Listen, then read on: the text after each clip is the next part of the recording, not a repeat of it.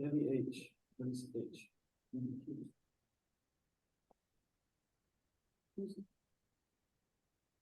Kyle, how come you got just you on? Greg's right here. Yeah, and I think we should be good to go. Yeah, everything's set up back there? Yeah, well, I can't set that up because of the Wi-Fi issues now. So. Okay. They won't let me log on as a guest for some reason. Really? Yeah, so All right. I don't know. I figure we just record on this computer and we'll go from there. All right, let's see. Let's get started, I guess. This is our August meeting of the Nebraska Iowa MUFON meeting, in person and Zoom meeting. We're meeting here at the UNO. Now, of course, MUFON's all about the scientific study of UFOs for the benefit of humanity. As the world's oldest and largest UFO phenomena investigative body, we aim to be the inquisitive mind seeking answers to the most ancient questions. Are we alone in the universe? And thank you. Nothing to see here. Move along. This was submitted by Maureen Richmond. It's a cartoon. Here's our MUFON teams. We got Nebraska, Kyle Finley, Fred Ziwi, Tamara Steyer, John Barta, Dave Paris, and Dr. Jack Kasher. And then Iowa team, we've got myself, Greg Anderson, Dave Kreider, Dave Pratt, Larry Moore, Beverly Moore, and Keen Tiedemann. MUFON News. You can still get a free journal. The July journals is out there free for anybody that's not a member of MUFON. It's MUFON.com/free journals free journals. And here's the stats for that Coronat. They're not quite updated, but Iowa's had 34 cases so far this year and 18 in Nebraska. And again, this graph, the 2 in August there's 2 in August for Iowa also. And then this 32 is actually 34. So anyway, just it goes up by 2. Not much. Here's our graphs for our attendance. 23 last month. Average this year is 20. Nebraska MUFON attendance by some 150 for this year. And here's the monthly stats that came out. Nebraska's 22 and Iowa's 32.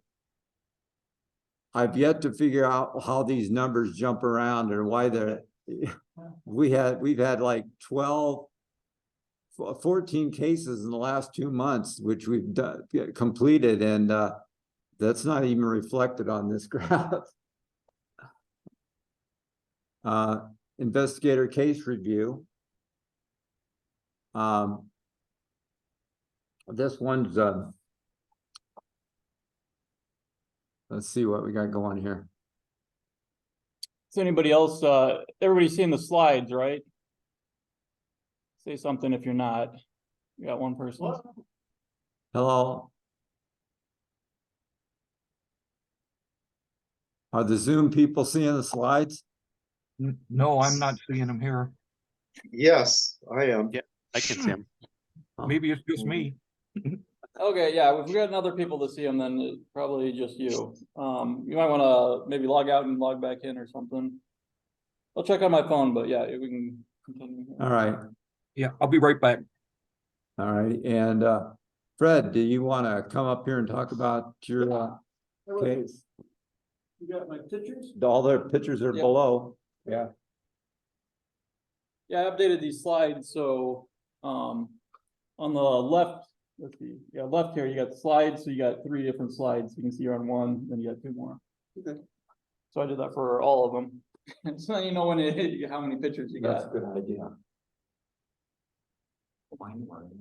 Yes, this case was, the witness was from North Platte, as you saw in the map prior, in North Platte, Nebraska.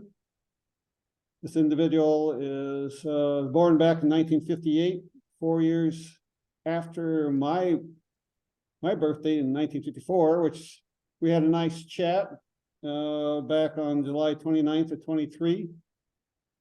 And just like him, we didn't have the internet. We went out and played outdoors, you know, and had fun, just dorking around, you know, and things of that nature. No internet. And we mentioned that, oh yeah, when it gets dark out, you're supposed to go home. Remember that? You know, all those folks who went out playing in the backyard and playing wiffle ball or football back in the days. Well, he and his buddies, one night he was 13 years old in 8th grade. This is back in and the case that he witnessed was on July 29th of, July of 1971. So take yourself back to 1971. He and two of his buddies were out dorking around playing in the yard, and he went up, and it's the second house to the right with kind of like the Mexican white porch, and they were sitting there. So this is about 9:30, about 10 o'clock-ish, and he and his buddies were sitting on the front porch. And they were just chit-chatting. And this is his view outside the porch. There's like a school or some other sort of building. So that he's got a wide open expanse to the east of him. Well, they were sitting there, and then all of a sudden they looked up, and to the east, there was a light that was traveling towards them, you know, and it was kind of starlight, and you saw it. And for another minute, and then all of a sudden up above, just above them, there was another light that was coming from the west, moving east. So you got two lights merging together, and then they go, oh my God, they're like, you know, they're gonna kind of crash, you know, they're coming right together. Sure enough, he said the two lights came together and they merged as one, and they were like, holy cow, and it stayed stationary. They stayed stationary, and then just like, and it didn't increase in size, didn't increase in brightness. It was just like it merged, and then they kind of knew where it was. And I said, well, how far was it away? And he said, well, he could hardly tell because it was very star-like and all the other stars around there. So they called their parents to come forward, you know, and said, hey, you just saw this craziness up there in the sky. Two lights had come together, merged as one. And then so the parents looked up, and they were trying to point to the light, but there was all these other stars nearby, and the parents got kind of bored after 10 minutes. They go, oh, these crazy kids, you know, they don't know what they're talking about. So the parents went back in, but the kids remained outdoors, and they kept on observing the light. But 20 minutes later, boom, this light separated into two lights. And he said they were about six lights apart from each other. And then one light just took off, the one that came from the east took off to the east and went almost exactly the same direction, zipped off in an extremely fast velocity. And then the other light went to the west again. And it just kind of meandered until it finally disappeared out of sight. And the one that zoomed took off really fast. It just zipped out of their sight really quick. But this was a remarkable event for the young man of 13. He said, of course, we're going, well, we didn't have Star Trek back in those days. We didn't have anything. We just had, you know, maybe my favorite Martian back in those days. And which was one of my favorite shows, by the way, my favorite Martian, you know. And what was the other one where I'm trying to think of Dr. Martin, you know who that, I can't think of that one show, but anyway, the witness continues to say that, let's see. So that's pretty much what it disappeared, but the witness is from North Platte, and wanted to go to college and work in biology, but he wanted to become a park ranger.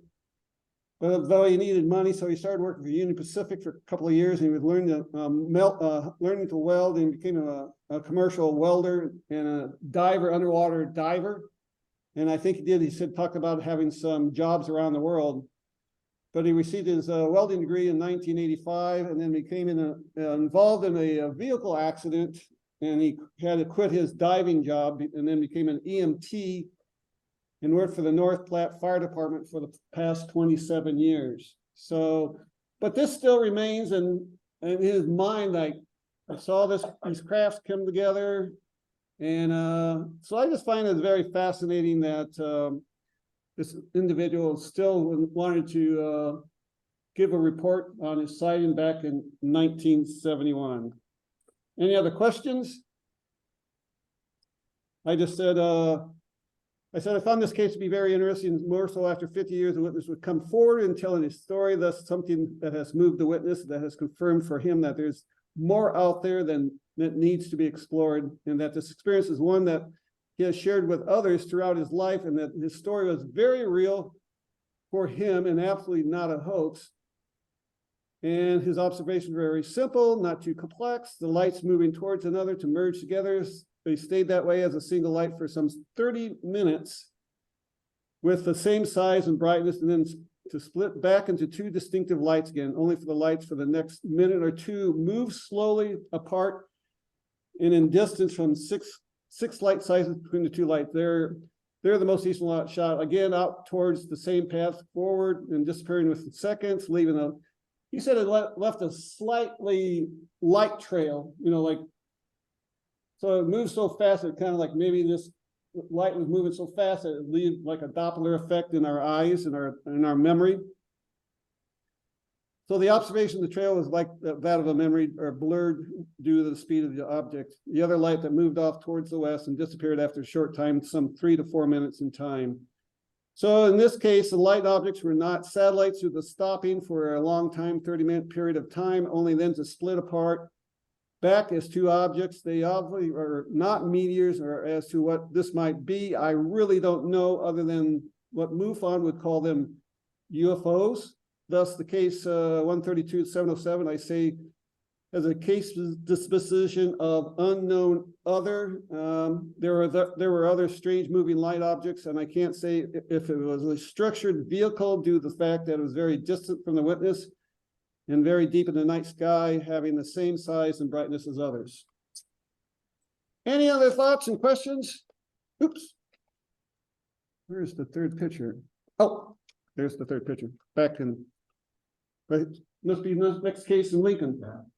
All right, that's the case. Thanks. Nope, Tim's not here, okay. Yeah, other than Starlink, I don't have any more. Okay.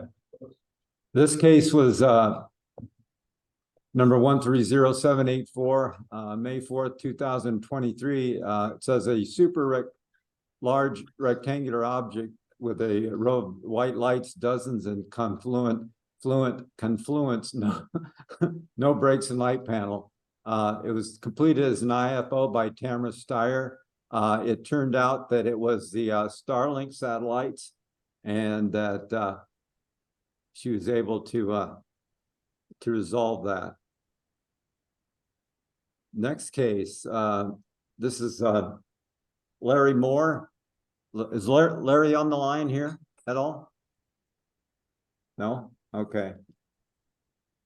The synopsis of this case, it happened on July 13th at 10:30. That's got the wrong time up there on the thing. Anyway, in Kellogg, Iowa, and the witness was outside sky watching and observed an object moving north. The object stopped and got brighter, then disappeared.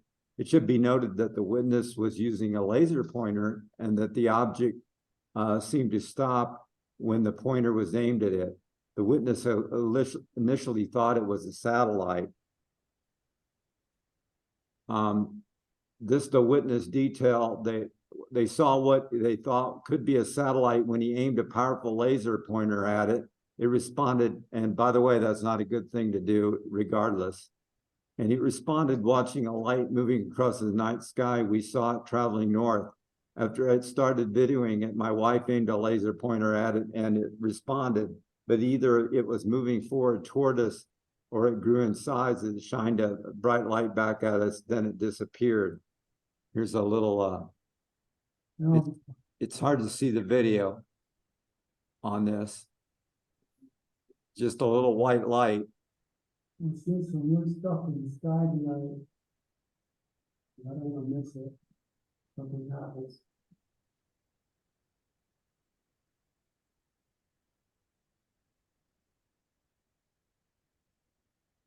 Yeah, that's pretty much all there is to it. It was just that little white light.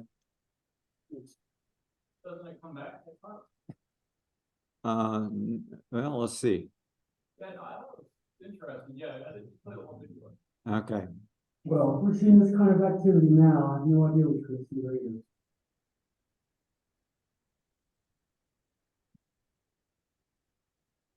Oh, yeah. I don't know, man. I'm thinking satellite, but that's moving pretty fast. It does. It does. You're right. You're right. I see it and I videoed it. I saw it. I saw it. Yeah, it brightened up there a little bit after the laser. That's the house. Get that exact thing. It got real bright. I couldn't see that in the video. Turn it out there again. No, the video's not coming up. Yeah, maybe go back to where it was Yeah, brighter in I the think- middle I there. think that was caught on the camera. I Oh, think. there's a little bit. Yeah. Yeah, for a second there, it does come back and it's pretty bright, and then it fades out. And then, I don't know, it didn't really show up in person here when we're looking at the projector, but it was like a triangle kind of with like two other dots and then I don't know, man. I'm thinking satellite, the one we're looking at. but that's moving pretty fast. It does. There it goes. Oops. Oops, anyway, it got brighter there and stopped. Okay. We've seen Next. some new stuff in the sky tonight. And the conclusion was, I believe the witness to be reliable and credible. The witness has had multiple sightings of similar nature, this being among them. Since the object was moving at a high rate of speed, then suddenly stopped, this would seem to rule out any unknown aircraft. Unfortunately, the video taken didn't provide enough information to draw any conclusions. The witness noted that was familiar with satellite aircraft movement and was sure that it was neither of these. I'm classifying this as an unknown other submitted by Larry Moore, field investigator. Yeah. Hard to find it in there. All right. This next one, this next one's Dave Kreider. Dave, the case 132555. Want to talk about that?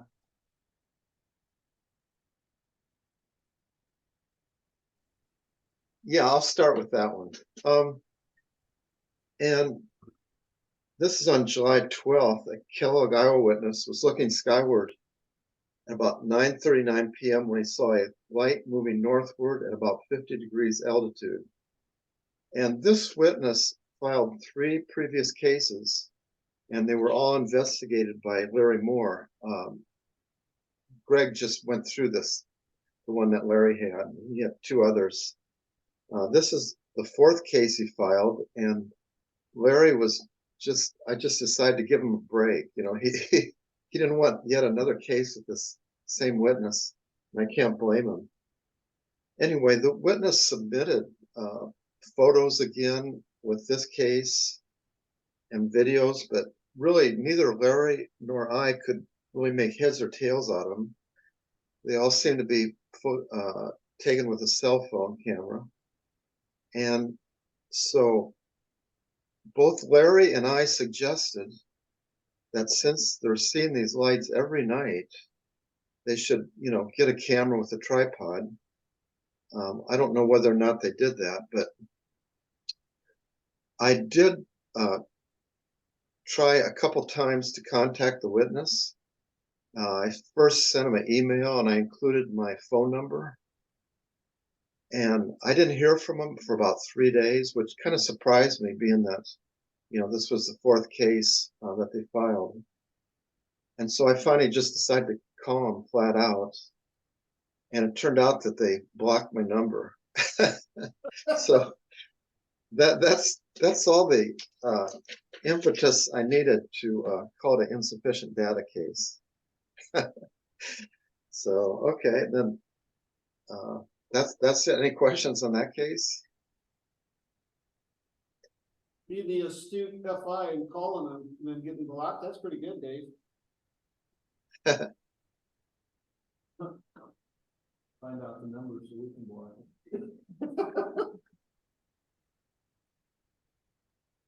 Yeah, go on, Dave. Okay. I'm sorry. Okay. Yeah, this next case, on July 5th, a Cedar Rapids witness was outdoors viewing the night sky at about 10:30 p.m. when he noticed a bright light in the sky in the west-southwest that was stationary for long periods of time. He looked again the next night around the same time, and again he saw the same stationary light in about the same position.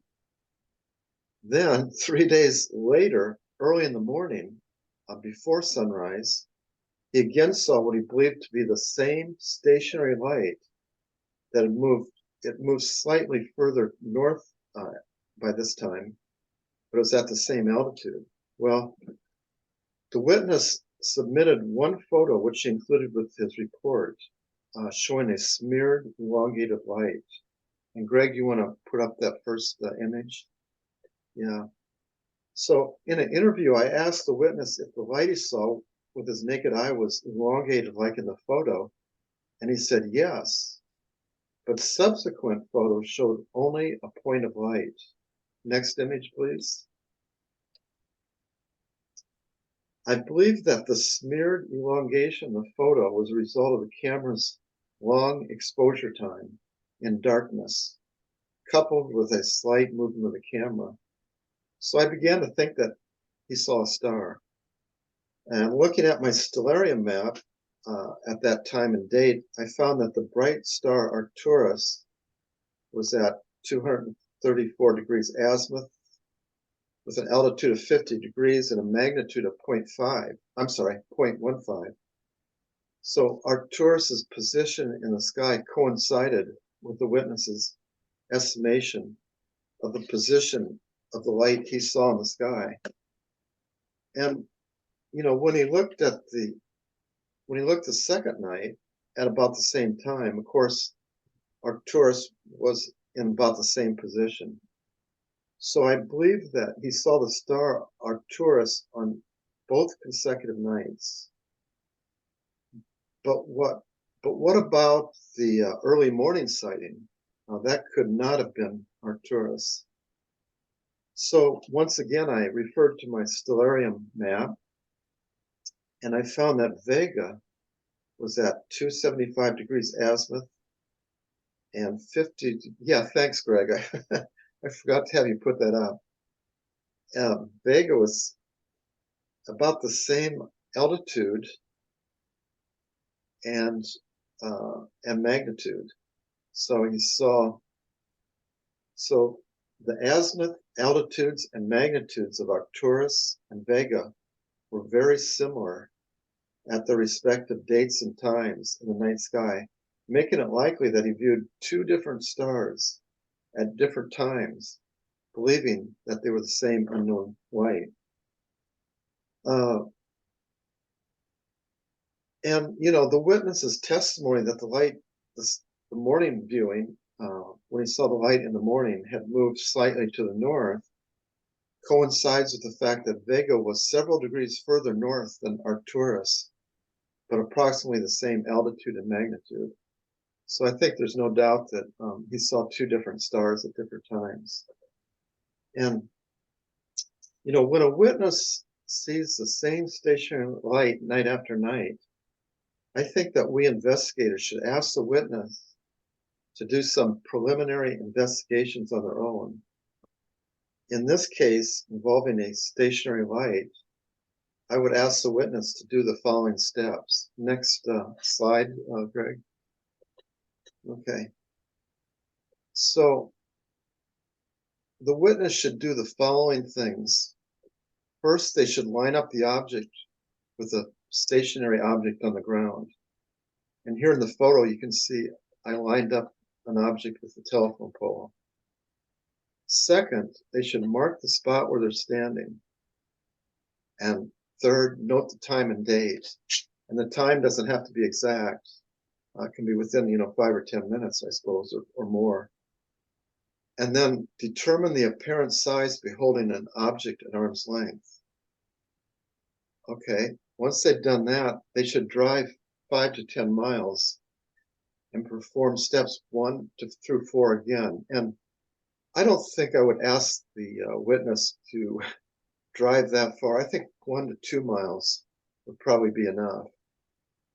And finally, call an investigator to come out and take these measurements using instruments. And from this information, size and distance can be calculated. And I've done this before. Another option, I have friends that I've told how to do this, the thing about lining it up with an object and then marking the place where you're standing. And so I don't have to drive. I can just give them a call and have them do it. And then later on, I can, come out with my compass clinometer and take the measurements.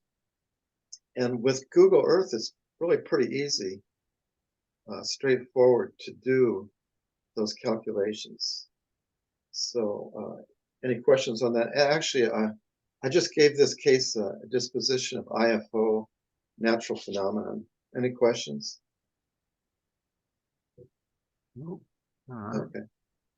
All right. This, Beverly, you on the call? No. This was an ERT case that Beverly Moore had. Essentially, it was a Halloween of 2008. It was a cloud-like UFO, and since it's ERT, and there's a lot of information that we can't be given. I just wanted to point out that she had a case that was resolved as ERT only. UFO UAP news. Bob Lazar, I told you so. There's a let's see. What's going on? Yeah, along with the whistleblower hearings and stuff that they had, he came out after that, with David Grush saying that there were biologics and that there were craft and all this stuff. That's why I put this in there, the I Told You So by Bob Lazar. And one of the things that came out after the hearings was that four House of Representatives reps sent out a letter to Speaker McCarthy and saying, yesterday under oath and before the House Oversight and Accountability Committee, Mr. David Grush, an Air Force veteran and 14-year intelligence officer, testified that the Pentagon has been keeping Congress in the dark concerning unidentified anomalous phenomena, or UAPs.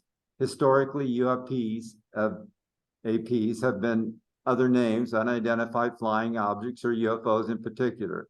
But despite the changing alphabet soup, our concern and the concern of our constituents remain constant. Mr. Speaker, we ask you that you immediately establish a select committee outside the jurisdiction of any standing committee and with subpoena authority to go about the task of collecting information from the Pentagon and elsewhere for the benefit of the public and to discharge our constitutional legislative oversight rules.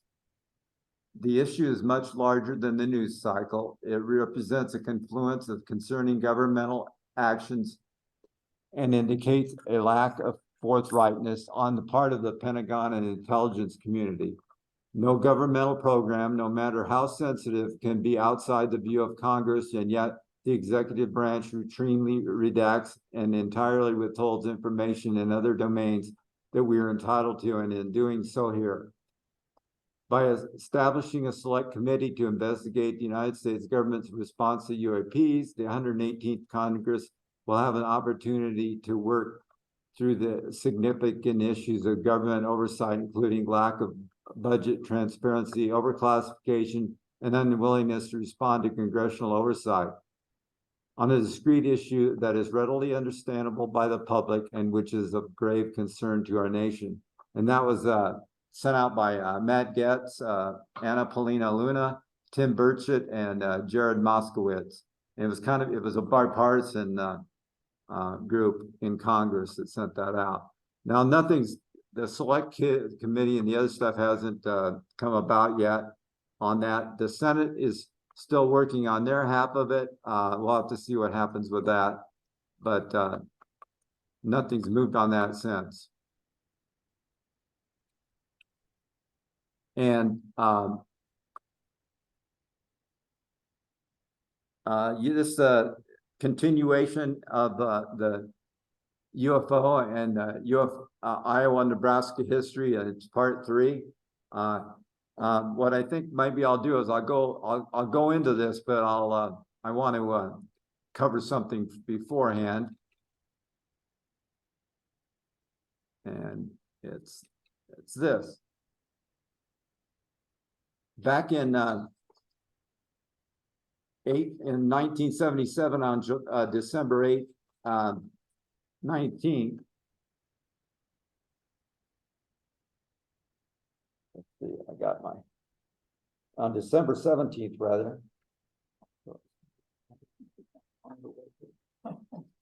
The what? Oh, yeah. I'm guessing everybody heard all right. Yeah, I wonder what I did with that. Oh, thanks. Here we go. You got too many notes. I have to get my notes out. Sorry. I got too many. There was absolutely no question about what happened in Council Bluffs, Iowa on the night of December 17th, 1977. A UFO ejected about 40 pounds of molten metal onto the ground. While most of America was sitting down for the evening sitcoms, Mike and Chris Moore, who were each 24 at the time, were driving to Mike's mother's home in Council Bluffs.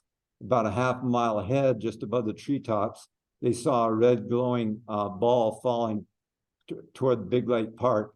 It hit the ground in the vicinity of Gilbert's Pond in Big Lake Park across the Missouri River from Epley Airfield. 2 of the witnesses saw a hovering red light with lights going around the periphery. When onlookers arrived at the impact point of the small levee, they found a 4-inch thick mass of molten red-orange metal covering the frozen ground about 16 feet from the road.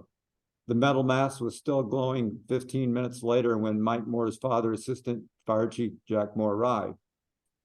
After the metal had cooled, Robert Allen, a local astronomer, collected samples. Part of the slab went to the U.S. Air Force's Foreign Technology Division at Wright-Patterson Air Force Base in Ohio. A portion also went to the Ames Laboratory at Iowa State University, where it was determined to be mostly iron with small amounts of nickel and chromium. Here, let me show you. And I don't know if you see this, whether you be able to, yeah. This Doesn't show us on here. yeah, it doesn't show us on there. Okay. Spotlight for everyone. All right. All right. It's kind of here's the 2 pieces. We're going to kind of pass them around here since we got a show and tell. Yeah, I figured I'd do it while you're reading off the stuff. Yeah, really. And it was, like I said, it was determined to be mostly iron with small amounts of nickel and chromium. The Air Force never made its analysis public, but has better assured local authorities that re-entering spacecraft debris does not impact their surface in a molten state. In his report, Ames Laboratory Director Hansen ruled out a meteor. And 2 similar falls were reported in Council Bluffs in July of 1978, both of which were smaller. One on DuPont Circle in East CB, and one on 3rd and High Street, which had pieces of plastic. And I'm not so sure that the next 2 weren't hoaxes, because they were real small amounts, and they happened in the middle of the street. Obviously, the episode remains an unsolved mystery. By Jacques Vallée, a renowned ufologist, sees it as something more telling. The Council Bluffs episode was not unique. At the Poncantico Conference, Valley said that at least 9 other sightings, aerial objects in distress, were accompanied with the ejection of molten metal. Since earning his doctorate in 75, he says, I've learned quite a bit about the UFO phenomena over the years, certainly more than I had bargained for. And the UFO sightings were not limited to farmers in the backward rural areas. They are astronomers and the pilots and NASA engineers who have witnessed the events that were more plausible. And I went into, I always thought that when they said it landed on the levee, that it was on the south side of the levee. Well, I found the picture up here on the left, which shows somebody, and this pole here, this utility pole, that's still in the area. So I went over and I took some pictures, and here's where I got the closest match to the picture. So then that kind of shows another picture of them looking at as it went down. It actually was supposed to be like 4 feet wide and 10 feet long or something like that of material. So there was quite a bit of material. And so here's where I suspected the X is where I suspected the spot was. Well, if you look at the one picture, you can see the front end of the truck here on the back end of the other truck. And so the actual spot was actually on the north side of the levee. So that's, I kind of got me, once I saw those pictures, it got me interested in this again. So I went out to check. Question. When did you go out to check? I went out to check about 2 weeks ago. Okay. Yeah. I just took my cell phone. I should have taken another camera to get a better focal length on it. Was any material still there? No, I couldn't see any, and I didn't have a metal detector, but that'd be interesting to go around there with a metal detector, see what you found. And this is a picture of a couple of the people going through all the individual fragments. Some of which I've got in my little vial here. And that's kind of what it looks like again, real similar to what I've got. And any questions on that? There was a flood a few years ago that affected a lot of levees in Iowa that were having to be built. I don't know to what extent. Is there any chance that levee has been changed over the years? I don't really know. Yeah. So not sure. Anyway, let's go back up to kind of go into that history part again.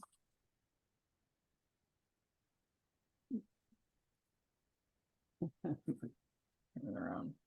Good. I figured you could hear me just fine. All right. Now this part, yeah, this is part 3 of the history. So a lot of people are aware of this in Nebraska and stuff. I don't know, and some of the people in Iowa.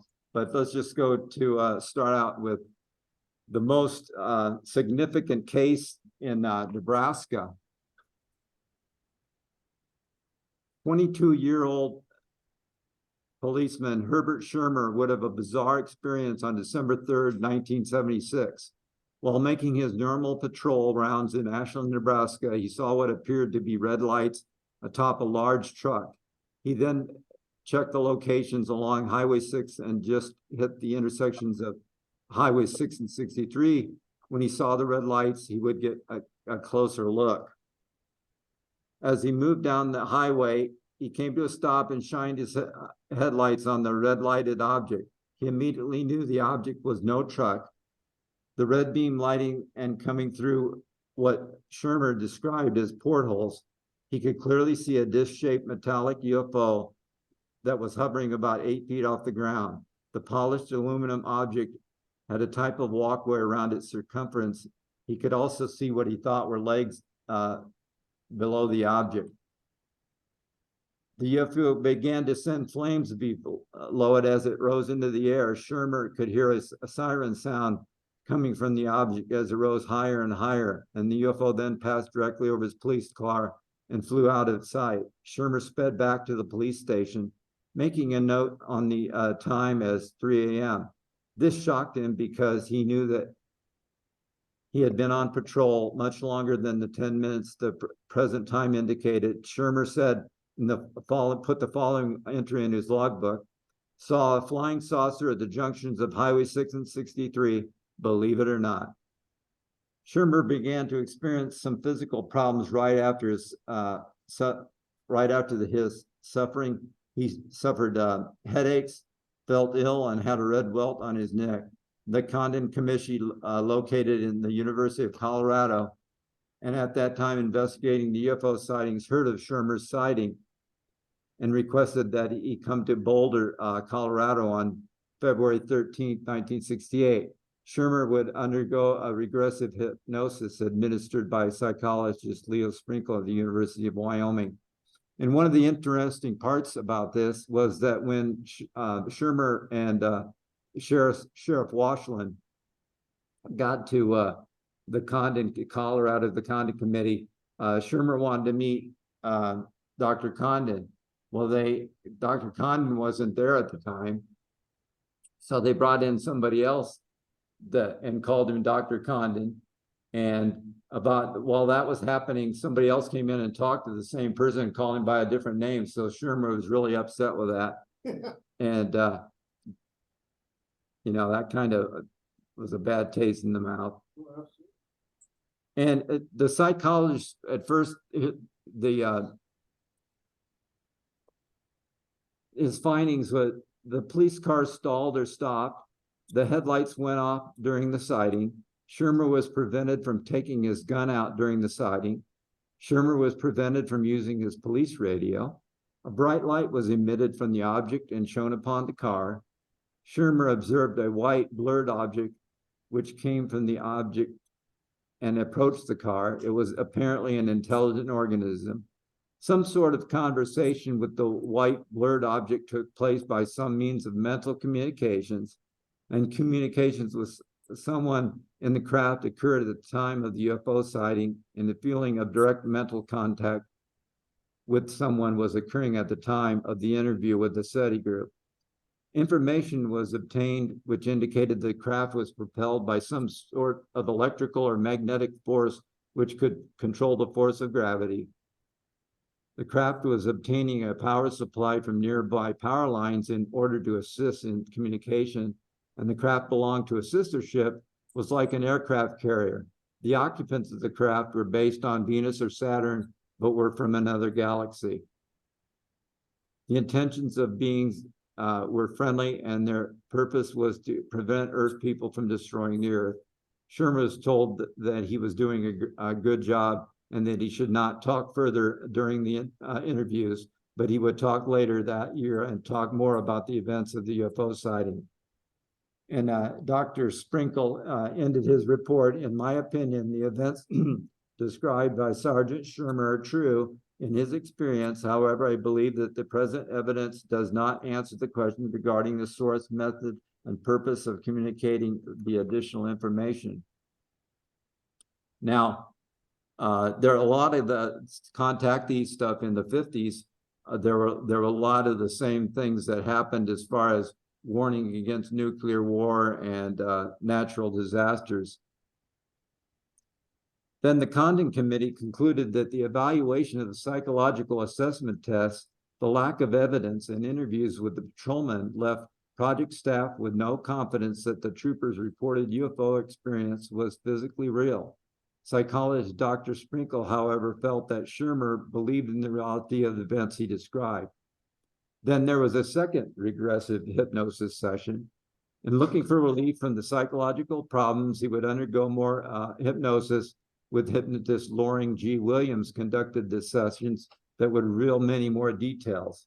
There were 3 telescoping legs on the bottom. An entity standing in front of the cruiser held in its hand what seemed to envelop the cruiser with a gaseous green substance. An entity pointed a device at the windshield, and a bright flash paralyzed Shermer and caused him to black out. When he came to, one of the entities grabbed him by the neck and caused him great pain, therefore the red welt on his neck.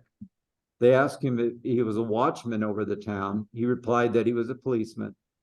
He was asked if the nearby power plant was the only source of power for the area, and he answered that it was.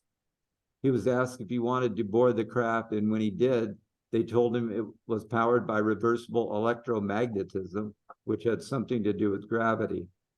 He recalled seeing an inverted but otherwise similar version of the star map drawn by Betty Hill. The entities told him that they knew they were being seen too frequently, and they were trying to confuse the public's mind. They wore a tight-fitting one-piece uniform with gloves and boots. You can see on the picture here. Yeah.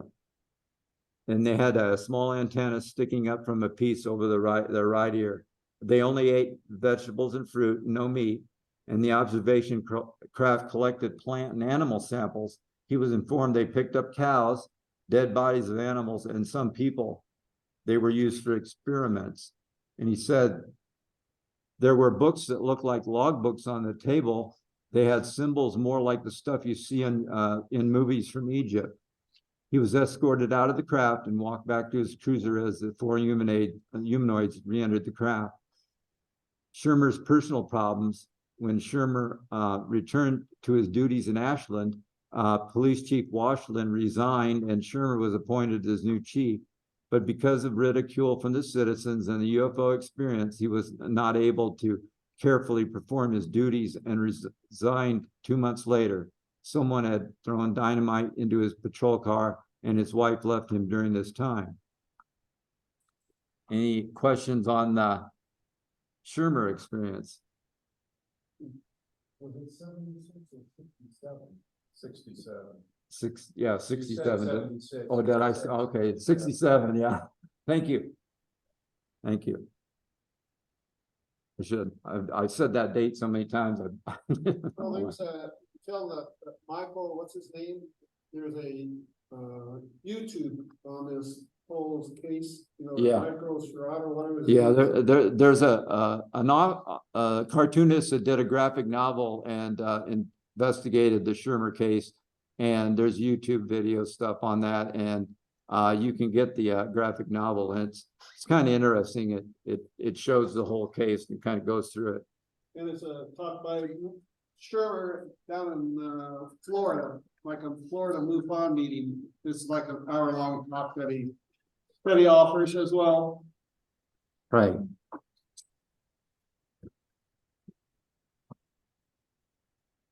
And this next one is just Cedar Rapids, Iowa to Omaha. This is June 5th, 1969. 3 people at the Cedar Rapids airport reported seeing a blue circular object with no wings streaking east to west at an altitude less than 1,000 feet. And the estimated speed to be 300 to 400 miles per hour. There were other sightings in Iowa that same night from Des Moines to Omaha. So there's more Nebraska, Iowa history that we'll have in the future here. But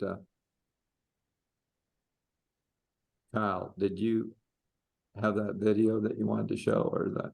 You want to do that now or after the? Let's do it now because the next stuff's just upcoming events, essentially.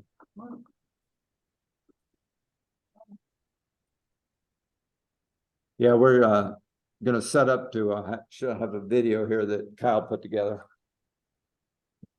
With the help of the top investigators from Iowa and Nebraska. Oh, no. Yeah. Oh wait, Fred was there. Well, he was the cameraman, right? So I don't know if that counts. Behind the scene. Yeah. Let's see if I go here, share this one. There we go. Shoes All right, hopefully this will be going through. But yeah, this is the they asked, they wanted a landing, MUFON, they wanted a landing investigation video, so they, and they wanted it before the symposium, which is coming up next week, right? Yeah, Yeah. so it's like kind of short notice, but then they asked me to do it, so, you know, I rounded up Greg and Fred and Tamara and just kind of went out there and. Al got a shirt and a hat and a lanyard. Yeah. MUFON lanyard for his work. Yeah, so they sent me some stuff, but yeah, this is a video I put together. Best we could do in a short amount of time. It's about 8 minutes here, but yeah, I'll just run it so Easy bait for Kyle. to- everybody can see it. Motivation. didn't share any of it with you. No, Are you want me to share some of the goods? All right, we'll play this video. Hopefully the stuff will work here. Welcome to MUFON's UFO landing investigation training video. I'm Kyle Finley, the state director for Nebraska MUFON, and today we'll be going over how to prepare, how to approach a site, and how to collect evidence for a UFO landing site. Yeah, the audio seems a little bit down. Okay.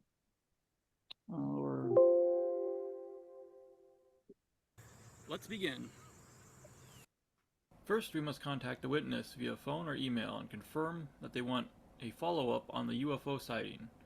It would be ideal to collect information about the sighting at this point, as it will help you prepare for the investigation. We must check to see if it would be okay with you and another member coming to the site for further research. Make sure you have at least one other person with you, as it is required by MUFON guidelines, and make sure that at least one of you is not a trainee. nice fingering on a keyboard. You should also check if they are the owner of the land that you would be investigating. If they are not, then you need to contact the owner of the land, as long as it's private land. We cannot trespass or collect evidence from private land without the owner's permission. Once you have permission, you need to set a date and time with the owner of the land and the witness for when you'll be doing the investigation. Landing cases are rare, and it's critical to get there as soon as possible following MUFON's protocols. This is because physical evidence tends to disappear rapidly with the passing of time. After you have set up a date and a time and have gathered the needed permissions, grab your equipment and forms before you head to the site. You should prepare and test your gear at least once a year, or as recommended by the MUFON Field Investigator Handbook. Every investigator will have differing equipment and resources. For UFO landings, try to do as best you can with what you have. If needed, you can ask around for gear that you are missing. Oh, great. If you have it, make sure you wear your official MUFON clothing and ID card so that you can easily be recognizable as a MUFON field investigator. If you can't get permission for the physical evidence release from the witness or landowner, then you will have to skip that part of the investigation. It is important to note that at any time, the witness or property owner can ask you to stop the investigation and leave the site. If they do so, you must respect their wishes and comply with them. Not doing so could land you in a lawsuit, even if they gave you permission previously. The next step is visiting the site. First step is to contact the witness and/or landowner. You may want to go over the sighting one more time and fill out the paperwork with permissions to conduct research and collect evidence. Make sure you promptly identify who you are and try to remain friendly and courteous at all times when working with the witnesses. Especially you, Fred. Before visiting the site, you should go over the copies of the needed forms, which will be available from the CMS data entry page. The three main forms are Form 2, the Physical Evidence Release Form, Form 20, the Conduct of Research Form, and Form 21, the Chain of Custody Form. Print these off and take an extra copy just in case you mess up on them. Don't want to mess up on it. As you approach a site, That's why you got an extra a copy. thorough site assessment. Note any unusual physical changes to the landscape, burnt vegetation, or markings on the ground. Interview the witnesses and record their observations at the site if possible. Note any changes in the story or details that were left out or added. After looking at the site from afar, the next step is to approach the scene. Safety is paramount during the investigation. Always wear personal protective equipment, including gloves, masks, and the appropriate clothing. Avoid disturbing the site more than necessary to preserve evidence. As you approach a site, you will want to check the radiation levels as you near it. Anything above background radiation, and you will want to plant a flag and back off. Doing so will help you create a zone if there is potential radioactive material in the area. Depending on the levels, you may want to contact your state director for further instructions on investigating the site. For scene investigations, follow the MUFON Handbook's 12 steps. 1. Approach the scene. 2. Secure and protect. 3. Conduct preliminary survey. 4. Document through narrative description. 5. Photograph the scene. 6. Sketch the scene. 7. Evaluate the scene. 8. Evaluate the evidence. 9. Conduct a search. 10. Collect, record, mark, and preserve evidence. 11. Conduct final survey. And 12. Release the scene.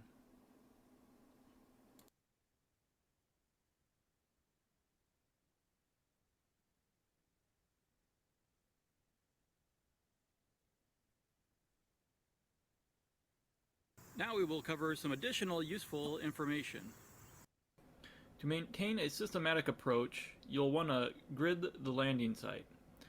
This means you divide the area into smaller sections using stakes and ropes. This ensures a comprehensive search and minimizes the risk of missing potential evidence. You can form the grid in the middle of the square by wrapping the rope around the stakes on the outside and then passing it to someone else to wrap around the stake on the other side of the grid. Doing so will form a grid inside of the marked off section without you having to go in there and put down stakes. This is demonstrated in the video that you are seeing right now.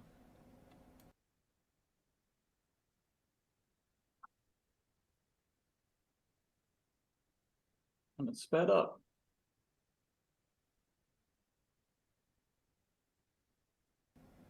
Once the grid is complete, you will want to take a picture and label the sections on a separate sheet of paper for research analysis. To collect soil samples, use clean, sterile containers. Take samples from various locations around the landing site. Include the exact landing spot and the surrounding area. Remember to check with the MUFON Field Investigator Handbook to determine what kind of containers to use for what kind of materials. Also remember to collect your control sample away from the landing site, as to not be contaminated by anything that has landed in the area. Make sure not to place your fingers on the inside of the container while you're trying to put evidence into the container, as that may contaminate it. Harder than it looks. Well, went in the bag, nobody touched it. Yeah. In addition to soil samples, gather any other possible samples, such as plant specimens, water, or unusual metallic fragments. Use separate containers for each sample type and label them accordingly. You may want to use a metal detector to search for metals as well. Remember that after you have collected the samples and left the site, before you send any samples to the MUFON lab, you'll want to split the samples into two pieces, one to keep for yourself and one to send to the lab for each sample that you have collected. It is also important that you label each sample with the case number and the date and time that you collected it, as well as what section of the grid that you pulled it from. Remember, accuracy, attention to detail, and adherence to MUFON protocols are key to UFO landing investigation. Our goal is to gather data and evidence objectively. Always approach the investigation with an open mind and let the evidence lead us to the truth. Thank you for watching the video, and make sure to check out the other MUFON University videos for additional details. There we go. Camera guy. He's the best part. Camera guy. Well, you didn't have to be in the video, so there you go, man. But yeah, we did that, put that together, so that's kind of an accomplishment. Yeah, great job. Yeah, I'm sure they're happy, you know, other than giving me a hat and a shirt and a lanyard, they're like, hey, free video. Only took like, 9 hours to put that thing together. I know, you can put a little more time than we did, but of course we had to drive all the way out to Tamara. Yeah, 3 hours to drive out there and then Hour to get up to Tamara. another 3 hours for processing and then 3 hours to put it together or get it set up, so. Right. Good job, Bill. Yeah, thanks. It was a really hot day that day also, so we had to take a break in between some of the filming. Get a glass of water. Yeah. And, yeah, Kyle did a great job on this. He had put together a, script and everything beforehand, so it was just a matter of getting the B-roll shots as he put them. Yeah. So, yeah, it went. Anybody have any questions on the investigative techniques or anything like that? I do. I wonder if I could call upon you to return to one of the case reports, specifically the one by Tamara. Yeah, sure. I thought I detected an inconsistency there that I Well, wanted to clear up. if there's an inconsistency, it's probably on my part. Okay. Wait a minute. Is it on Tamara's? Yeah, it's on Tamara's report. Yeah, There you there's go. cameras right there. The decision was the bottom line was that it was the Skylink Is Starlink satellites, or yes. Starlink, yeah. And I wondered how a rectangular object could be that. The Starlink satellites, if you've ever seen pictures of them, the majority of them you see look like different trails of stars. But before the actual satellites are dispersed into the space, they're kind of in a kind of rectangular shape, and they will and they reflect that light. I don't have a picture right now. I should have added that. But yeah, they can definitely look like a rectangular, the rows of white lights and stuff. So, Right. yeah. Okay. Well, that does clear that up. I've seen pictures of the Starlink satellites. I've never noticed a rectangular object involved, but I believe you. Yeah, it's I mean, there's all kinds of different configurations for them and that people have seen. Thank you. Yeah. Anything else the Zoom audience or the audience here wants to bring up that we can talk about before we go into the upcoming events? Once. Going twice. Okay. All righty. Well, the latest thing is that next week, starting Thursday with the field investigator training, and then from Friday through Sunday is the MUFON Symposium, and that's in Cincinnati, Ohio. So actually Covington, Kentucky, which is right across the river from Cincinnati, the Ohio River. And then this is the North Kentucky Convention Center where it'll be shown. And you can see there's a bridge from the Marriott where a lot of people are staying, and then the Embassy Suites over here on this other corner. But yeah, it's really convenient as far as getting to the convention center. And we presented our spacewalk, I'm pretty sure. At the AIAA was, I think, at the same center. yeah. Yeah. So yeah, they've had it there before, and I've been there. It's kind of neat. It's a nice area.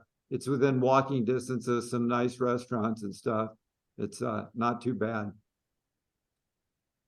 Here's some of the speakers. David Pilates is going to be the keynote speaker, and he's going to talk about missing 411, the UFO connection. And if you don't know, he's got a video out that's entitled that. Avi Loeb, professor of science at Harvard University, going to talk about the Galileo project in search for technology, interstellar objects. Tiago Luiz Teixeira is researcher, author, and MUFON National Director for Brazil. He says going to talk about from the past to the present of Brazilian ufology, are aliens among us? Dr. Michael Masters, author and professor of Montana Tech, Friends. The symposium this year is called Friends or Foe 2.0. So we'll have to see how that works out. Linda Zimmerman, author and radio host, she's going to talk about the consequences of contact for humans and animals. Raymond Szymanski, author, lecturer, researcher, he's going to talk about close encounters, confessions, diverse perceptions of alien intent. You got Terry Lynn Keel, she's a media personality, author, and speaker. She's going to be talking about alien healing. And Barbara Savani, educator, state director, NASA Space Grant, and she's going to talk about human psychological effects from UAP encounters. And then Mike Clellan, author, he's going to talk about owls and UFO contact. So he's going to be talking a lot about screen memory and things like that with owls. Any questions on any of those speakers? You know, we're gonna have Mindy talking. Of course, she talked last year. But she was part of it. Mindy will be talking during on Fridays. They have a state directors meeting, which is separate, and an executive directors meeting, and Mindy Totfest will be talking at both of those. So she's not going to be doing any of the others that I know of. That's not saying that she won't. Yeah. I was gonna ask, there was one in there, well, like a quick article right here for the friend or foe thing, the 2.0. Have you been to the 1.0 one or not? I just kind of want to get, what are their conclusions usually? Are they friend or I foe? haven't been to a 1.0 conference for friend or foe. Oh, This month's, I haven't read the article, but this month's MUFON Journal has an article that's written. got it right. Oh, okay. That's good. Oh, yeah. Yeah. Yeah. Yeah. So, Friends or foes. yeah, I was just going to get all my information at the symposium because I'll be there next week. Any other it's pretty interesting. You do a lot of networking. There's a lot of other things. There's some movies that they show. There's a Friday night, if you get there's a banquet along with the keynote speaker. It's a pretty good symposium all in all. So if you get a chance to drive over to, or get on MUFON.com and sign up for it and drive over to Covington. It's not that far from eastern Iowa, but it'll be a little ways from over here on the western side. All right. Oops. Oh, I've got a couple of speakers here. Grant Cameron, author, publisher, podcaster, The Good, the Bad, and the Consciousness and the Intelligence Behind the UFO Phenomena. Yvonne Smith, CHT, author. After 3 decades of research, the abduction experience is alive and well. All right. And then we're back to the other thing. And anybody in the audience that want to bring up any other subjects or anything you want to talk about, UFO related? Anybody have any experiences recently? Chance. I saw something in Mexico.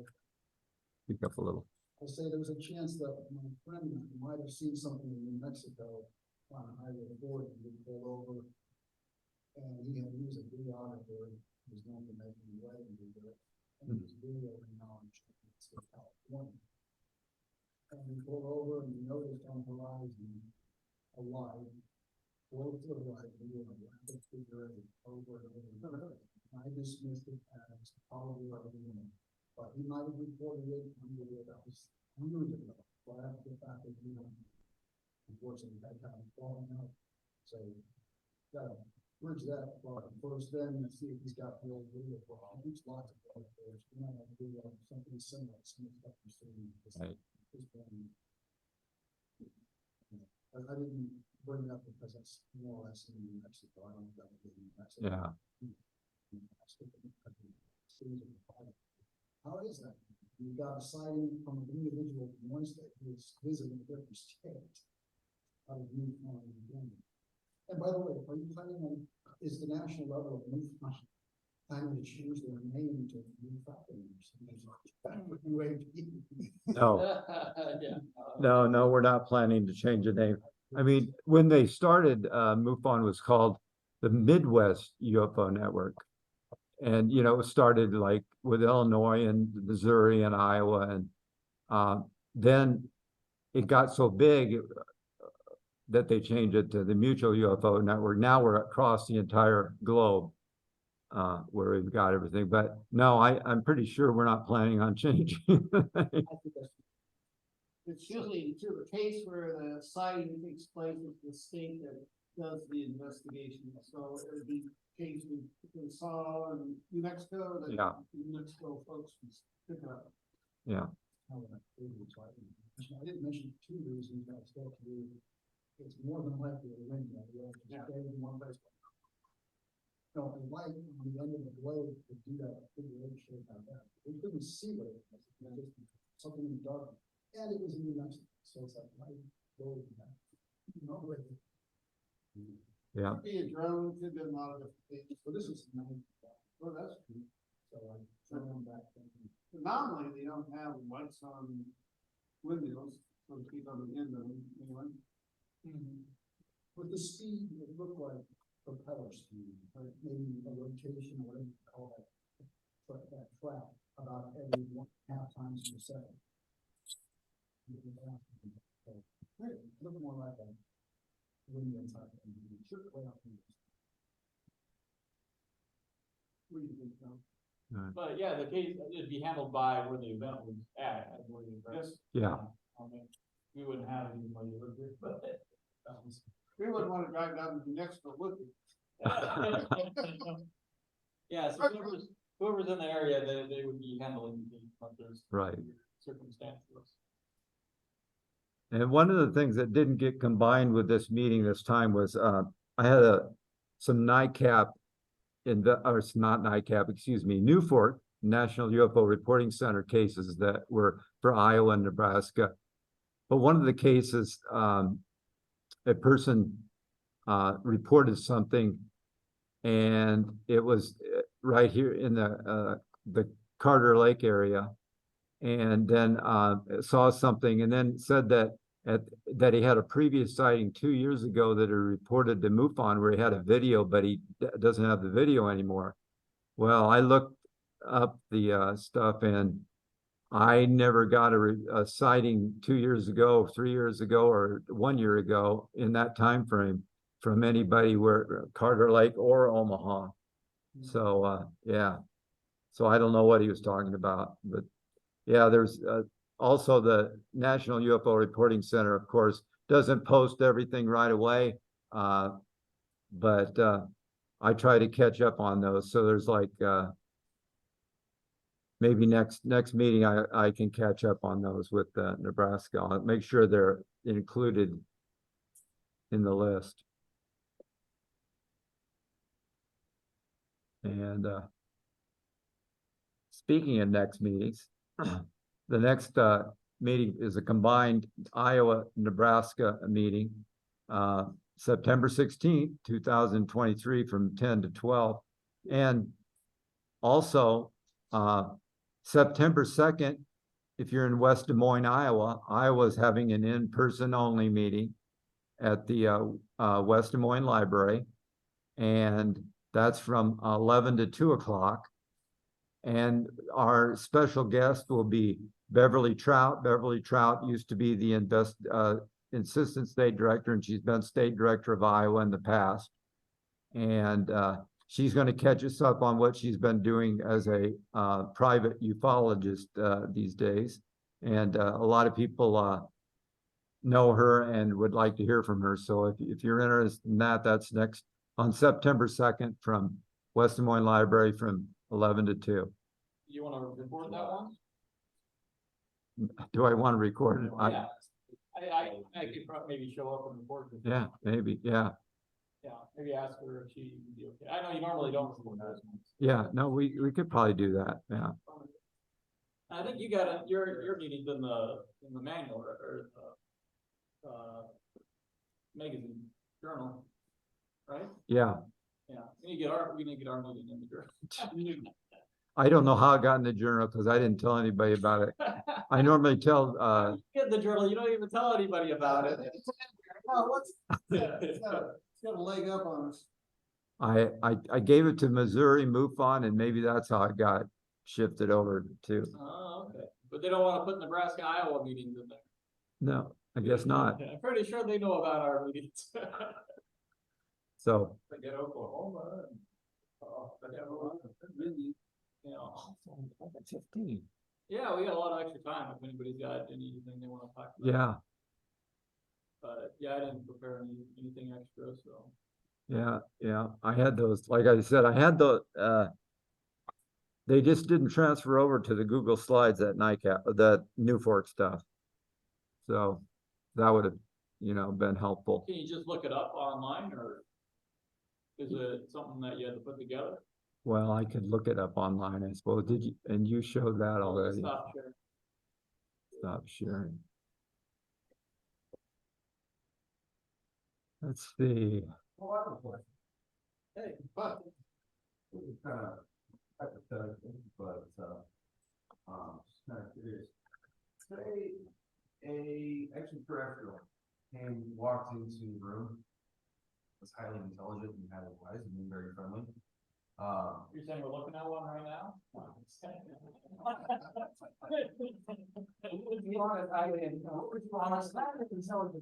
What would you honestly ask it and her? What the hell are you doing here? Yeah. How'd you hear about our meeting? And we'll find their law, they can know about it. No, I'm just curious to, the natural curiosity of the group's mind. What is it they would like to know? What would they? I asked where you from, me and personal things of that nature.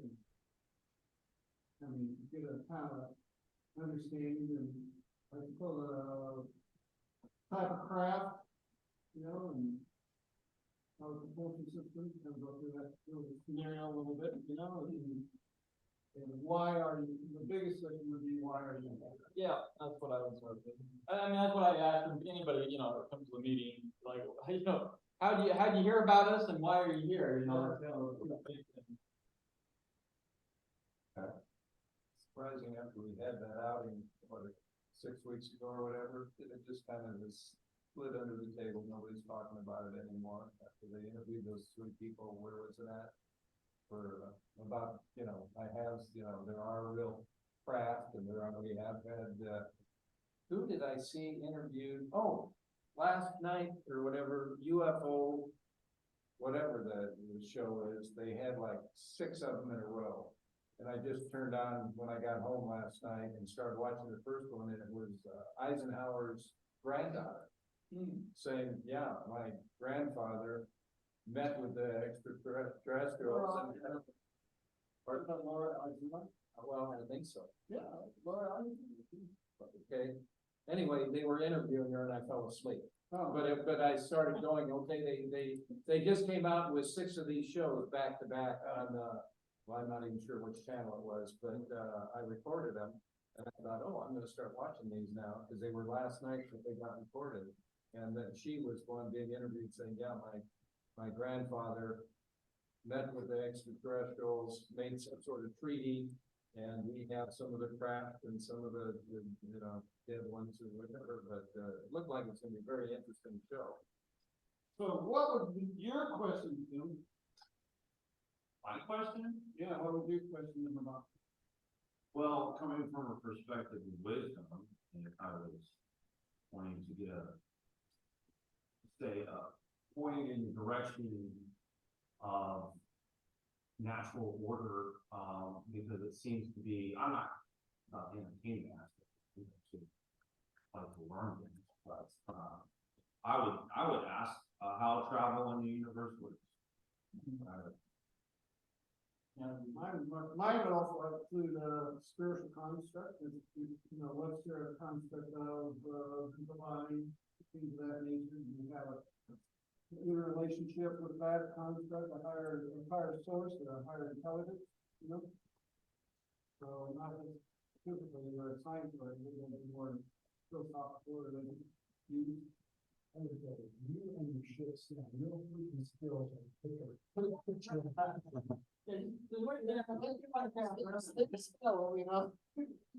No more of this buggy stuff. Can you week out and week in? I mean, do you think that answer to how travel works, is more simplistic or more complex? Depends on what you're looking at. If it's a physics fan, I think it's pretty complex, but if you're talking more spiritual stuff, you know, I feel like that's yeah, well, it seems like people can kind of do that without, you know, complicated math or anything. If the answer that they gave said it was more simple than you think, would you be surprised? Yeah. No, yeah, on the spiritual end, no, I don't. You know, in mental, whatever. Well, define spiritual. Finding spiritual. I'm looking at Fred. Fred's got this. Well, again, it has to deal with concept. You know, I'd say like a non-physical, like we used to do a presentation where we looked at, you know, UFOs being like physical, like real physical things. The second option was that they're just mental projections that were just, you know, everybody's hallucinating or whatever. And the third one was intelligent, non-physical beings. So if they're intelligent, non-physical beings, that's to me where I put the spiritual stuff at. And it seems to be, when our conclusion of the presentation was that it was probably the most likely case because we're not having an actual physical gun thing show up. You know, we don't have the alien walking in the room, we don't have the UFO sitting out in the bar. Right. So the most plausible one seems to be the spiritual side. Okay. Which would be non-physical but intelligent.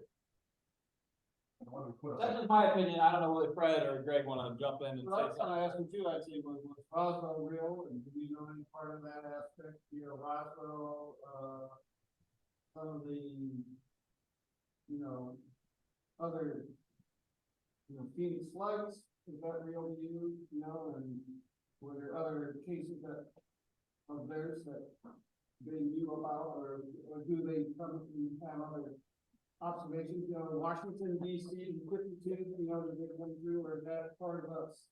Is that our part of our? Oh, I think the more important question to ask is, well, what's the primer by which it operates? Whether that certain thing happens or not. So, what is the primer by which travel occurs in the universe? Yeah. I just want to do a shout out to the Zoom people. Right now, since we're just going to be doing chat back and forth, I don't know how well the audio is. You guys can go ahead and leave if I don't want to like hold people here for another 45 minutes while we're just chatting. In the chats, great. Yeah. Oh, yeah, we can. Probably just say, hey, I'm getting out of here. You guys are just chatting back and forth. Gotta run. Well, you're welcome, even though you're gone now. Good job on the training video. Salutations from Oregon. Yeah, Get somebody from Oregon. There you go. yeah. We're well known around the country now, Kyle. Yeah, we can get in the MUFON journal. Maybe we can get a couple more people. There you go. Yeah. Yeah. I mean, I do have the, I can try to do some of that New Fork stuff off the internet here, see if it works. If you want to try that. Yeah, we were doing a discussion here. on it Yeah. before we get to that. I know, assume. Well, the whole construct is anti-gravity, we know that zero point energy, you got the cylinders going one direction, polarized, and the other one the other way, and then combine the two, you create a quantum field or a bubble, we all know about that kind of stuff, Define quantum. Quantum is commodity. Define commodity. Once it is energy on Everything is, there's nothing, nothing, if you wanna get technical. Well, the thing I've noticed about that word is that you ask one person what quantum means, and then you ask another person, they tell you a completely different answer. You ask a third person, a fourth person, you start getting all these different answers. That's not a science. That's the answer is packet version of energy versus a continuous level of energy. Back in the 20s, you have a continuous level of time, continuous level of energy. It was always continuous, not the calculus, but continuous. The graph had to be continuous.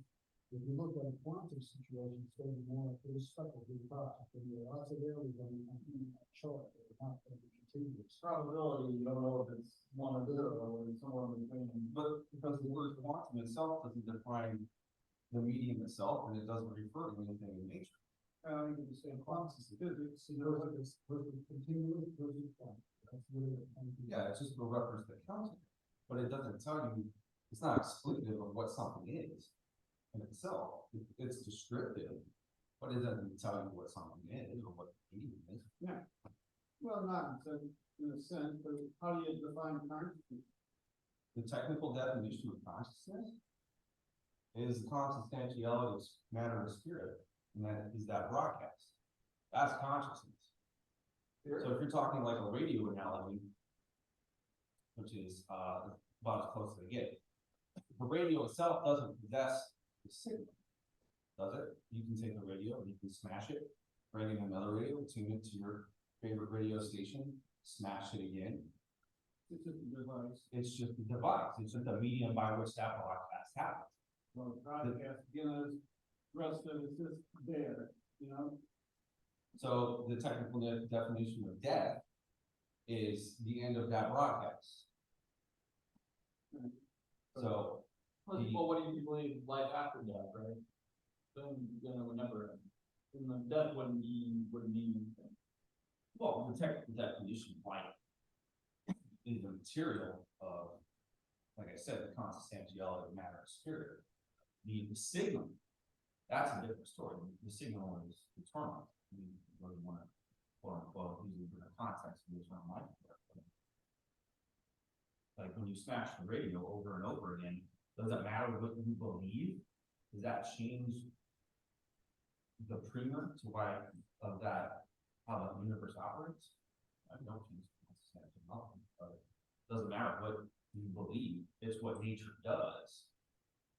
There seems to be a lack of discernment in terms of human thinking, what nature does and what humans think nature does, and that they have some sort of authority. The only authority on nature itself is nature itself. Humans have no ability to override natural law or natural order. No, it worked for me. Yeah, I think you kind of interrupt your opinion on that, because like some people, they do believe that, like consciousness influences matter and stuff like that, right? Like if thinking a certain way can actually change. Some people say that thinking a certain way can change the universe, and then some people are more objective, where it's like, Where you're getting at is the primer to which nature operates. Perturbation, modulations, and a history since through a medium, is it not? I think it's debated, I guess, that's all I wanted to point out. Like, I don't think we can come to like a real conclusion on it, some people think one way, some people think the other way, but there doesn't seem to be an objective way of looking at it. Extremely difficult on the quantum analysis that I brought up, is that every time you try to look for them, you end up with a part of energy that wasn't originally changes. So in a way, you can say, merely looking at it did something. It's the taking of an object and the changing the object because you're trying to measure. It's like taking your ruler out and going, now, I wanna find out what this table's length is, and then if you touch the ruler of the table to measure it, the table could get shorter or something. It's like, that was because the contact. Even though it's not big.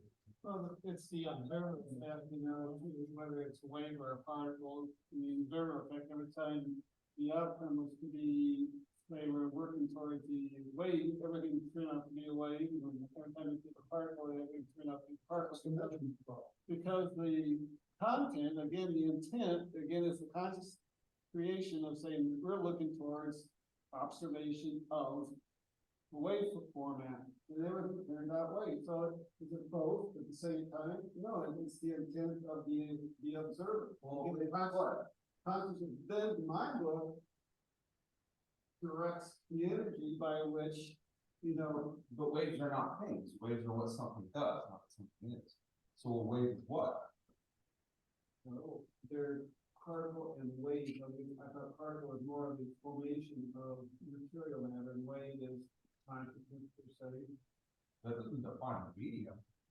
Well, I mean, you get kind of technical and overlooking certain things, you know, behavior. You can't say it is or it isn't. Again, samadhi, if you get into the consciousness concept of samadhi, it's everything and nothing. So how can everything be nothing and everything at the same time? It's impossible. That being the God theory, you know. The thought of what is consciousness and what is or isn't. So the only way to observe something is that in reality, it's like you have the mirrors.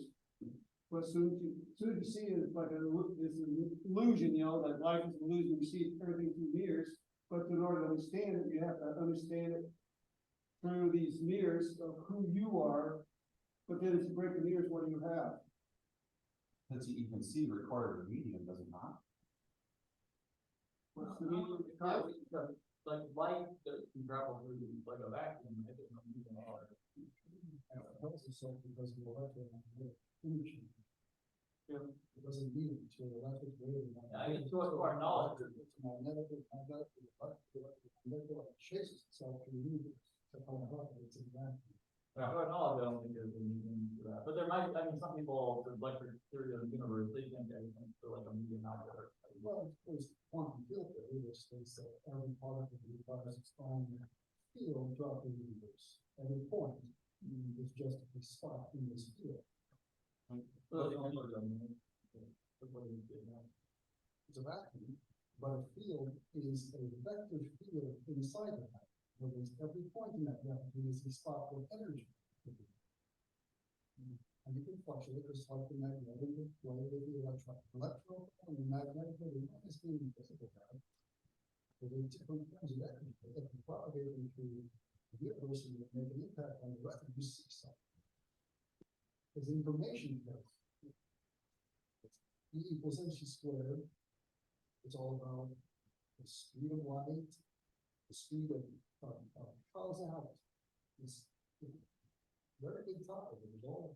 Oh, yeah. So you stand on the spooky action, quantum entanglement. This spooky action thing has been blown out of proportion. Fire. You have a picture of a coin flip. Yeah. It's got two sides. Lands on the table, and I don't see it, but somebody takes a picture. Put that picture in the envelope, you send it to Lincoln. The Lincoln, wherever the hell Lincoln. Yeah, right. That picture is someplace. And then when the person over there opens that envelope and says it's a picture of heads, they immediately know whatever, the other side is tails. Right? They immediately know what the other side is, and then that guy opens it up and looks at it. That's the spooky aspect of business. It just means that until that envelope is open and you can look at it and see what the order was between those two, it could be anything. Right now, I don't know which side I have.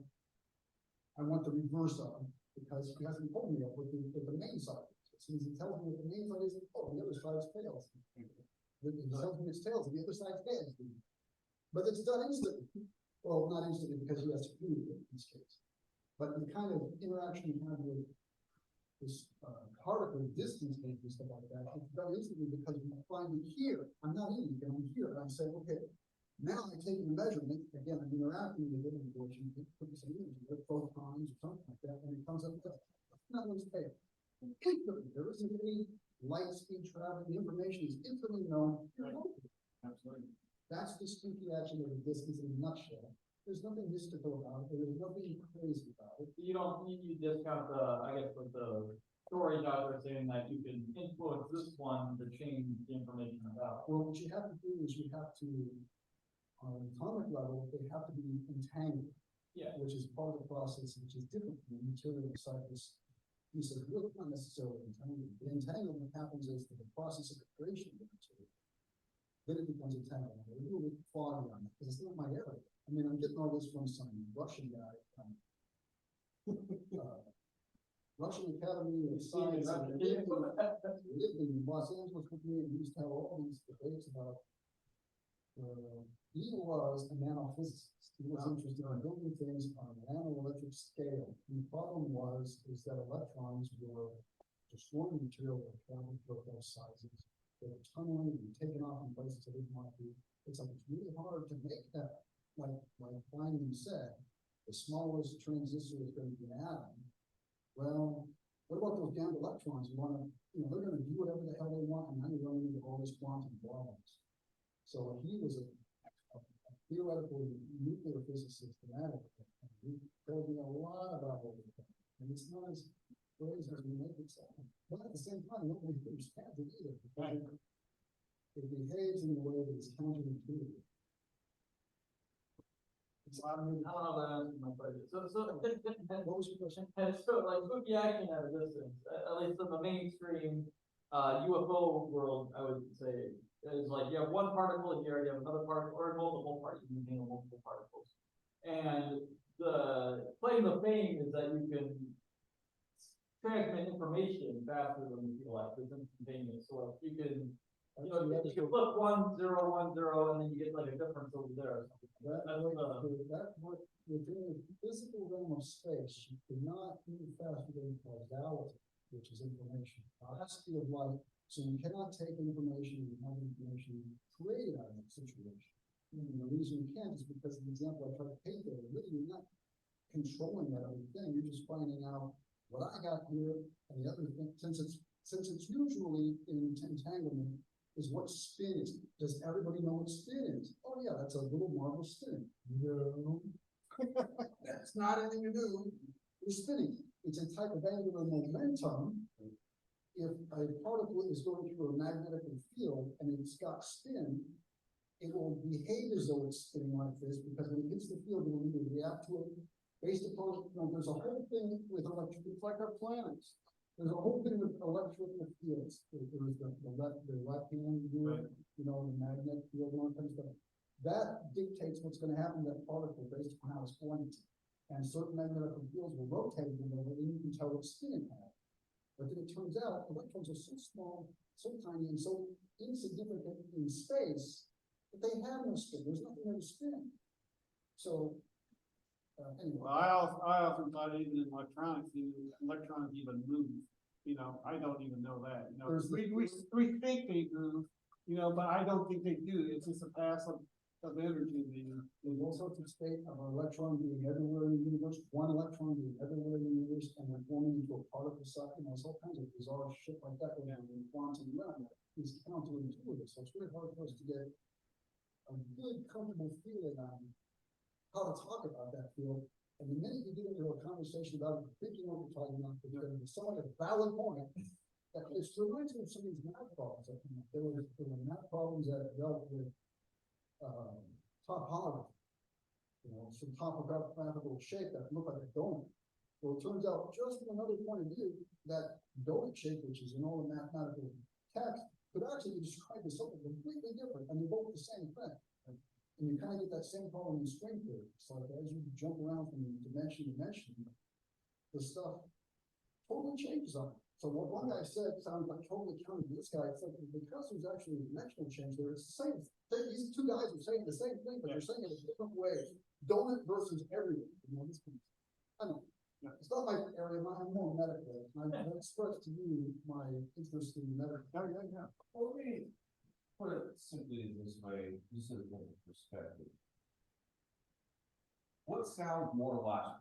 Mother Nature as a simple chick where she has one logical primer and it applies macro to micro. Or is she a crazy chick that's cross-eyed with a calculator and a magic bag of particles that defy the law of conservation of energy? And you got one set of rules over here, one set of rules over here, and some other set of rules over here. Which one sounds more logical and coherent with reality? Why do we have to be comfortable? Why does it have to be logical to us? Who says, oh, I'm sorry, if I make you uncomfortable, therefore I must be wrong? They just have to take nature the way the finding said, just shut up and go. All I agree with you. Well, finding never defined what magnetism is. They even asked him in an interview and he got all squirming in his chair and he wouldn't answer the question because he didn't know. Well, it's undefined, everything's undefined, so to speak. You know? It's a force, that's all I can say. Well, one man did define what magnetism is. His name is Kenneth Miller. He wrote a book on magnetism and electricity and defined what a magnetic field is. But there is only ever been two postulates to the entire foundation of the universe: fields and particles. There hasn't been anything else than that. The entire field of this discussion is only about 400 years old. So a creature or a being that's been billions of years old or millions of years old, probably laughing at this story of 400 years old. Right. Well, what's a field? A vacuum field is a series of points, the universe or a vacuum space that can have one. Well, that's Are those points single points? Or are they multiple pieces of information? That depends what kind of field it is. information isn't a substance. It doesn't have properties. But that's what the universe is driven by. Information, not all about information. It doesn't define what something is. It's descriptive. No, we're not gonna resolve the fabric of space in the universe right now, but. But I kind of like how physicists and philosophers in here, we might. Well, I want to go back to, Greg, I think, maybe we can do a little, training on our, He's gonna do the Newport stuff, I think. Newport. Well, we do the training, that's fine. I hit the Newport stuff. Newport? Okay, I'll do that and then we'll, The John- training, I don't think we need to record, we'll probably end the meeting. and John's not even here, so, Well, what I want to do is training is that once I understand it, then I can explain it to him. oh, okay, Okay. so we could teach you. Yeah, maybe we could go over it next time more, during the meeting or something. Share screen. Yeah, we'll do the Newport stuff and then we'll wrap up the Zoom meeting. Okay. I just want to get that in there. All right, this is a little bit of the Newfork database. You just go to newfork.org and then go into the data bank. And by state, here's Nebraska's, and then this is when they're posted. And so these last two are posted since the last meeting. So this one was a silver object flying in a western direction off in the distance. It happened in Lincoln. It was egg-shaped. And you can see here that says a shape of a grain of rice, South Lincoln sky, moving in a western direction. It was obvious it was not a plane driving, so I took a couple of pictures, then had to turn towards work. A little surprised later that when I zoomed in at 4 oval objects, 2 in front of me and 2 off to the west. Well, this is the object that she saw. She was driving south and it was heading in a westerly direction. It was heading, but what she's got is she's got a couple little objects here and here. They're hard to see, but she's got a lot of reflections and dirt on her windshield. So you really can't tell what if they were actual objects or not. Reflections of some sort, definitely. Yeah, there's definitely looks like reflections up here. That one, I don't, but these little dark marks they could be, like I said, bugs or something on the screen on her windshield. Definitely, I think they definitely. Yeah. Some sort of triangle right there. Yeah. And then the next one was also in Lincoln. It says, was the coolest technology I've ever seen. It was lucent and reflected the smoke above it from fireworks to on the bottom of the stars. And essentially, said it had been an hour or so since my family had stopped lighting fireworks. I was sitting in my rocking fold-up chair in the driveway, and I was rocking back and forth when I noticed something maybe about 500 feet up coming from the southeast heading south northwest. It was moving really slow, maybe 10 or 15 miles an hour. At first, I thought it was smoke from the fireworks, but as I kept watching it, a boomerang shape was appearing. It was translucent, but I could see the outline of the boomerang craft and the way the lighting and the smoke in the sky were reflecting off of it. Then it was passing overhead, heading away, and I could tell the smoke from fireworks in the area above it, and it was reflecting on the bottom of it, and I could see an occasional star also on the bottom of the craft. So, and he just goes on to say that, you know, how impressed he was with it. Then let's go back a little bit. If you go now into Iowa, there were actually 7 cases that were out there. This was New Sharon, Iowa on July 26th of 2023. It says, only saw a cloud and the fact no wind to move it, and orange glow inside the cloud formation. Don't know what it was. And essentially describes it moves steadily, no wind, continued in their direction. When they realized it was close, they ran into the house, looked out the window. The mass was coming across the driveway, touching the ground, looked like a fog touching ground, moved on over to the northeast. And then don't know what it was. Well, I got scared. They ran in the house. Yeah, the blob is coming to get them. This one was Milford, Iowa, and it was just you see it, just a white spot in the sky there.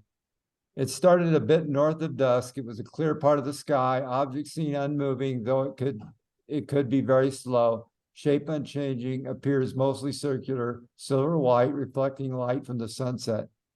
And normally they don't, sometimes they put explanations on New Fork. Normally they don't investigate it, but he does editorialize and put what he thinks it is. He says it's probably a planet or a star. Peter Davenport would be that, or his group. A lot on the 10th there. What? 710, there's like 1, 2, oh, they're posted on the 10th. They were out, yeah, they were posted, that's when they were posted. This one happened June 27th at 9:40 p.m. in Marion, Iowa. Craft that had unusual movement compared to an airplane, helicopter, or other flight. Was out on a walk with my dog, noticed an unusual light in the sky, probably outside within our atmosphere. Noticed unusual flight patterns with a zigzagging and suddenly stopping. Do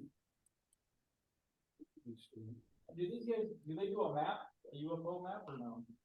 No.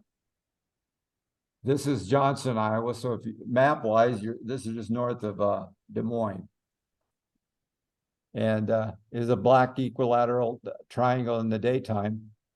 In a car waiting for a stoplight, high in the sky was a black equilateral triangle object lurking in a cloud.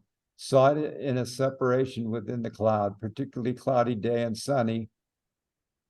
Clouds at the same time seemed to be mid-level between 26 and 31,000 feet. Not a meteorologist, but I can guess from conditions at the time, the object was at the same level or slightly above. Object was a perfect triangle, 60 feet by 60 feet by 60 feet, with no clear visible lights or markings. Being that high up in the sky, there could have been, based on the altitude and how identified objects look like from the ground, estimated size was about 1.5 times that of a Boeing 747, and it appeared motionless.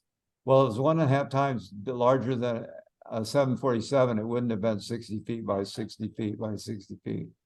Unless they're talking about the angle, 60 degrees by 60 degrees by 60 degrees, an equilateral, yeah. Yeah, that's fine.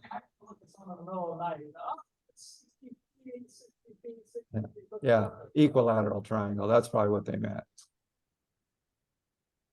This one was in Altoona, which is over by Des Moines.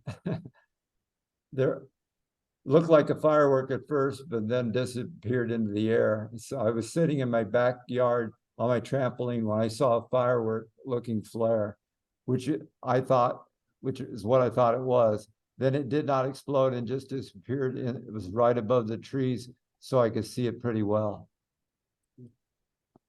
And then another one, this one happened in, yeah. Says, my dad witnesses, but asked me to post.